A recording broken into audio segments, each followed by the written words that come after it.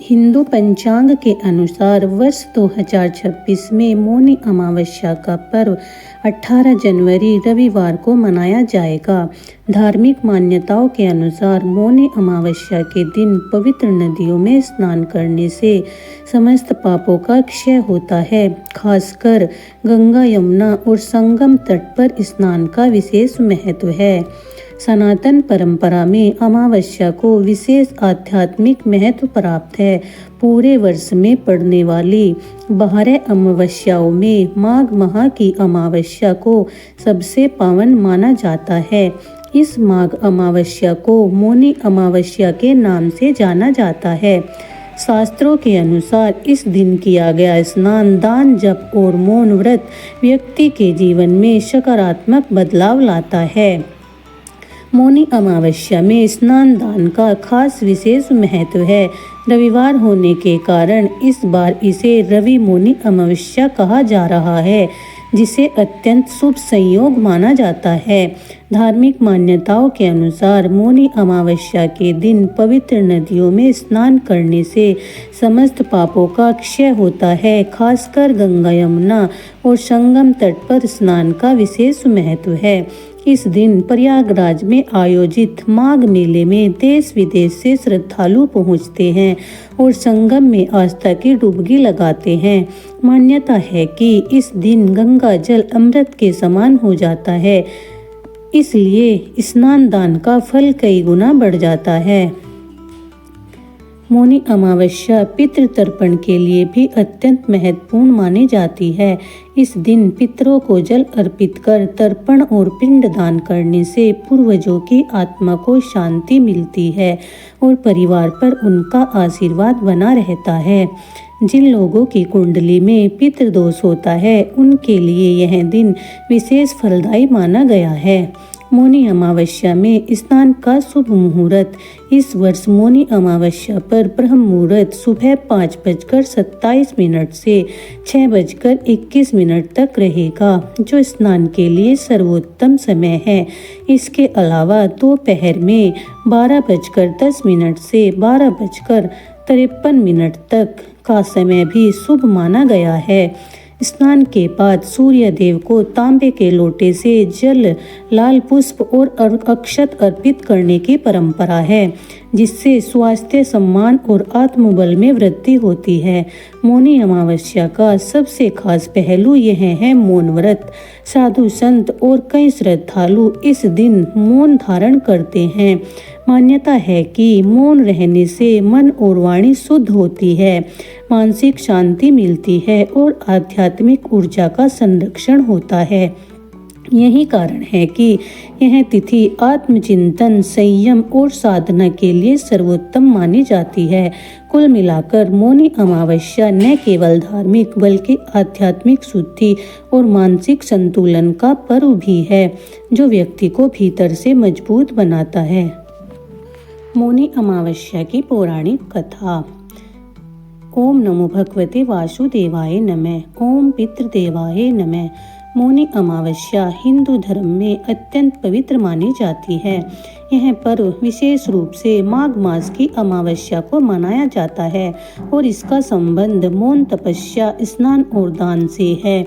मौनी अमावस्या का महत्व के अनुसार इसी दिन मनु ऋषि ने मौन व्रत धारण कर कठोर तपस्या की थी, इसलिए इसे मौनी अमावस्या कहते हैं तथा इस दिन भगवान विष्णु और शिव की पूजा तथा मौन रहकर पवित्र नदियों में स्नान और दान करने का विशेष महत्व है। पुराणों में मौनी अमावस्या से संबंधित एक कथा है। आइए सुनते हैं यह कथा। पुराणों के अनुसार कांचीपुरी में एक ब्राह्मण रहता था। उसका नाम था देवस्वामी तथा उसकी पत्नी का नाम था धनवती।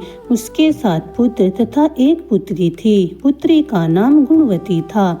ब्राह्मण ने 7 पुत्रों का विवाह करके बेटी के लिए वर खोजने को अपने सबसे बड़े पुत्र को भेजा। उसी दौरान किसी पंडित ने पुत्री की जन्म कुंडली देखी और बताया, सप्तपदी यानी विवाह के 7 वचन होते होते यह कन्या विधवा हो जाएगी। तब उस ब्राह्मण ने पंडित जी से उपाय पूछा। पुत्री के इस वैधव्य दोष का निवारण कैसे होगा? पंडित ने कहा, सोमा का पूजन करने से वैधव्य दोष दूर होगा। फिर सोमा का परिचय देते हुए उन्होंने कहा, वह एक धोबिन है, उसका निवास स्थान सिंहलदीप है। उसे जैसे तैसे प्रसन्न करो और गुणवती के विवाह से पूर्व उसे यहाँ बुला लो। देवस्वामी का सबसे छोटा लड़का बहन को अपने साथ लेकर सिंहल द्वीप जाने के लिए सागर तट पर चला गया। सागर पार करने की चिंता में दोनों एक वृक्ष की छाया में बैठ गए। उस पेड़ पर एक घोंसले में गिद्ध का परिवार रहता था। उस समय घोंसले में सिर्फ गिद्ध के बच्चे थे। गिद्ध के बच्चे भाई बहन के क्रियाकलापों को देख रहे थे।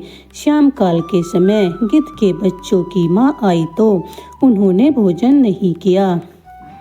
वह अपनी माँ से बोले, नीचे दो प्राणी सुबह से भूखे और प्यासे बैठे हैं।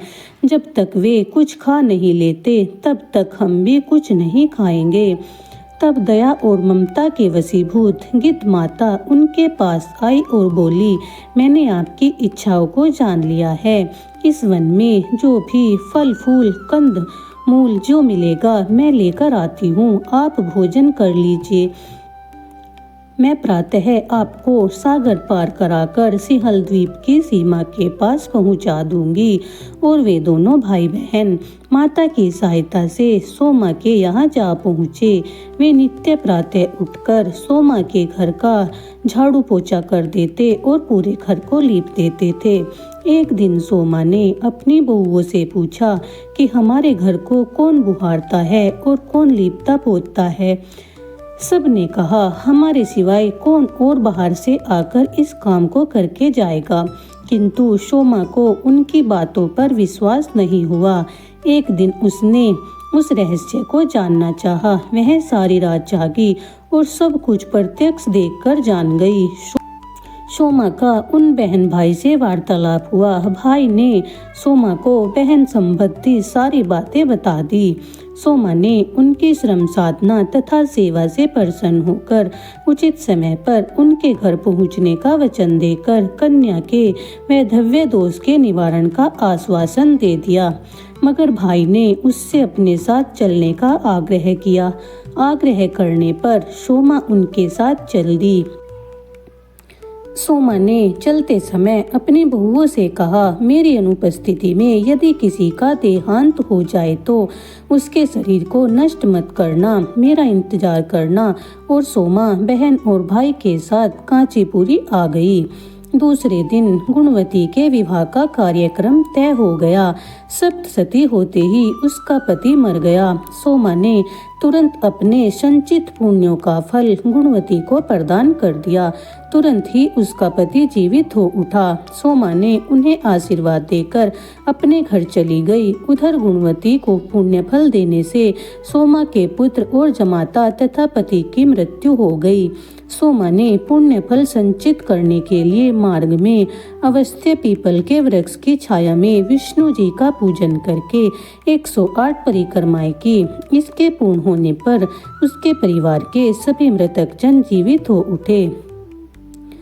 अन्य एक कथा के अनुसार मनु ऋषि, जिन्हें मानव जाति का आदि पुरुष माना जाता है, इसी दिन मौन व्रत रखकर कठोर तपस्या की थी। मनु ऋषि भगवान विष्णु के परम भक्त थे।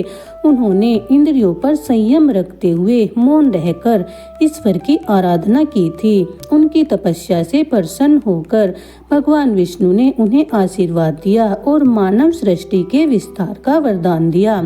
तभी से इस अमावस्या को मौनी अमावस्या कहा जाने लगा। निष्काम भाव से की गई सेवा का फल मधुर होता है। यही मौनी अमावस्या के व्रत का लक्ष्य है।